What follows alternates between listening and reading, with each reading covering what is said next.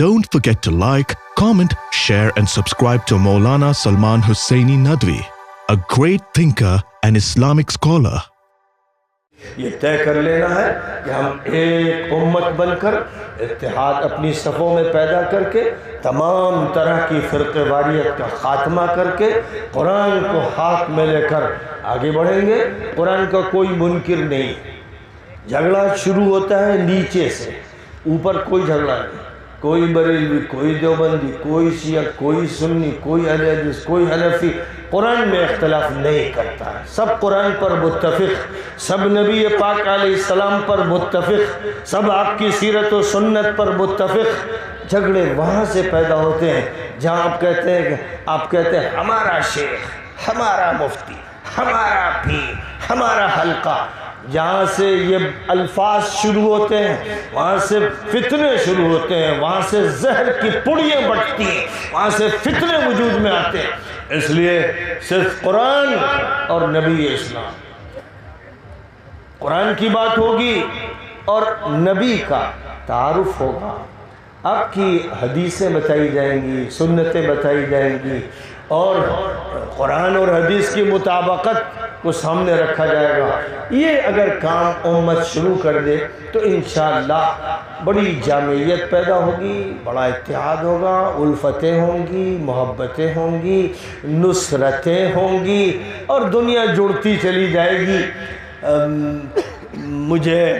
اس کی خوشی ہے کہ میں تو یہ بات سالوں سے کہہ رہا ہوں، لیکن خوشی ہے کہ اب جا کر توفیق ملی ہے سعودی حکومت کو اور ایران کی حکومت کو کہ وہ اپنی لڑائیوں کو اور نفرتوں کو دور کر کے آپس میں دوستی کریں۔ اتنے دنوں کے بعد یہ صدا تو میں لگا رہا ہوں، 10-12 سال سے اکیلا چیخ رہا ہوں، لیکن اللہ تعالیٰ کا یہ فضل و کرم ہے کہ اب سعودی حکومت اور ایران میں اتفاق، اور سعودیہ میں اور شام میں اتفاق، اور سعودیہ میں اور یمن میں اتفاق، اور سعودیہ میں اور لبنان میں اتفاق، اور اتفاق کے دائرے میں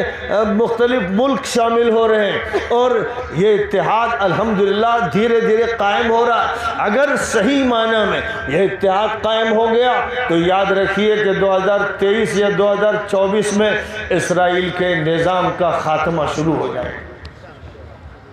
لیکن یہ ہوگا اسی وقت جب اتحاد ہوگا،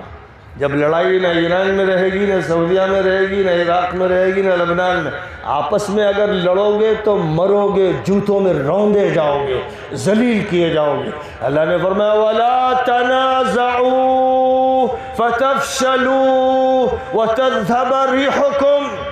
آپس میں مت جھگڑو ورنہ تم ناکام ہوگے، نامراد ہوگے، تمہاری ہوا اکھڑ جائے گی۔ یہ اللہ کہہ رہا ہے۔ تو جب تک یہ ہوتا رہا، یہ فتوے دیے جاتے رہے اور مولوی بیچ میں گھس کے وہ کافر اور یہ کافر اور یہ زندیق اور وہ زندیق، جب تک یہ بولتے رہے